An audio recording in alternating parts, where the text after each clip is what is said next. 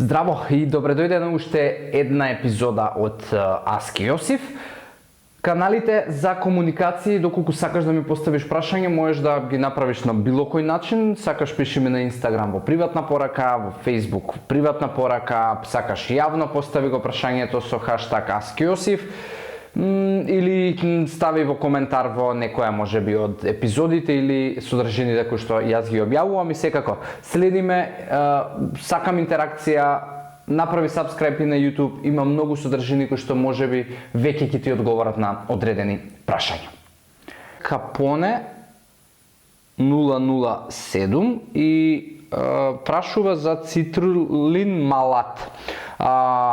Предпоставувам Капоне прашуваш за тоа дали е добро да се користи, како да се користи и така натаму. Значи, за оние кои што не знаете, цитрулин малат е практично L-цитрулин е аминокиселина.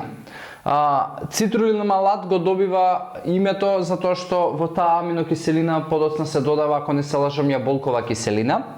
И тој цитрулин малат кога се внесува во телото, ги поттикнува и ги зголемува нивоата на една друга аминокиселина која што се вика аргинин, а аргининот овозможува подобра продукција на една друга молекула која што се вика азот моноксид, и оваа молекула на азот моноксид е клучна за да овозможува подобра еластичност на крвните садови и подобар проток на крв.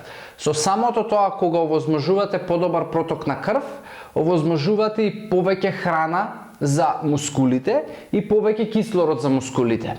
И затоа овој суплемент цитрулин малат може да се најде во продавници кои што продаваат суплементација за спортисти.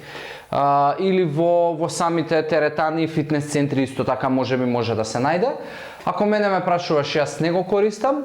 Имам неколку пати пробано и повеќе за моите родители сум купувал еден производ кој што се вика Nightworks, кој што е директно внесување на азот моноксид и за кој што продукт еден од докторот кој што практично го измисли сето тоа како суплемент доби Нобелова награда по медицина. Тоа се има случајно во 98 година, така да јас тој продукт го имам користено и го препорачувам на моите родители и родителите на жена ми, тоест на баба и на дедо и на жена ми.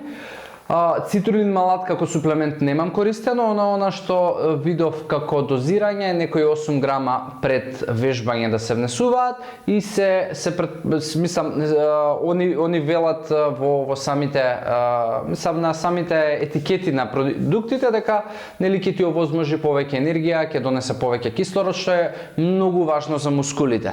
Но повторно тоа не значи дека суплементот ќе ти ја заврши работата, затоа што на крај на денот и во самиот суплемент, ако гледаш, има аминокиселини, значи повторно се сведува на тоа дека ти треба да внесуваш и доволно хранлива вредност и калории во самата исхрана која што имаш во текот на денот. Не е само да го земеш суплементот и да одиш да извежбаш и дека тој ќе ја заврши работата. Тоа е само поедноставување на процесот и помагање со одредена суплементација.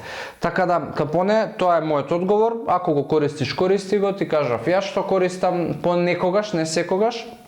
И уште поважно, среди ја комплетно исхраната.